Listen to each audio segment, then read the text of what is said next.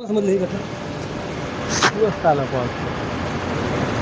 आम्हाला दुपारी ज्यावेळी इकडून आर्क अँड फ्युजन कंपनीमधून बोलवण्यात आलं की बाबा अशा अशा ठिकाणी आपला आग म्हणतो वरच्या बाजूने मलबा वाहत आलेला आहे. मग त्या पद्धतीने आम्ही इमिडिएट इकडे स्पॉटवरती हजर झालो. जेव्हा बघितलं ते हॉरिबल होतं. सर्व वरच्या बाजूने जे काही काळ्या आणि चिखलासारखा जो काही घाणेरडा मलबा जो आहे तो वाहत आलेला आहे. मलबा आहे साहेब. ओके, तर तो मलबा पूर्ण या जवळजवळ 5 कंपन्यांमध्ये मागच्या बाजूने शिरलेला आहे. आणि फॉर्च्युनेटली पण या कंपनीत जी काही लोकं होती काम करणारी ती सर्व बाहेर येऊन गेली. आम्ही आल्यानंतर पहिले हेच कन्फर्म केलं की मध्ये कोणी अडकलं नाही आहे का वगैरे.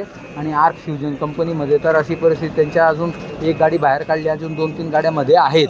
ओके, आता त्याच्या व्यतिरिक्त कंपनीचं जो काही प्रोसेस वगैरे जे आहे किंवा काय ते सर्व मोठ्या प्रमाणात डॅमेज झालेलं आहे. मग त्याच्यामुळे आता या ठिकाणी जे संबंधित MIDCचे, नवी मुंबई महापालिकेचे, त्याचबरोबर पोलीस यंत्रणा जी आहे तर त्यांना त्याच्या व्यतिरिक्त फॅक्टरी इन्स्पेक्टर, MPCB या सर्व लोकांना संबंधित जे अधिकारी आणि वगैरे होते त्यांना इथं बोलवलं.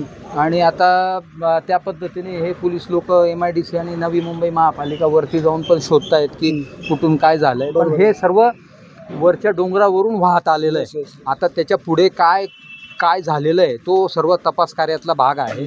पण फॉर्च्युनेटली इथं काही जीवितहानी झालेली नाही. आणि नाऊ आता जे काही काय करायचं आहे ते काही आमच्या म्हणजे म्हणतो ना मोठी म्हणजे हे सर्व हटवावं लागेल. बरोबर.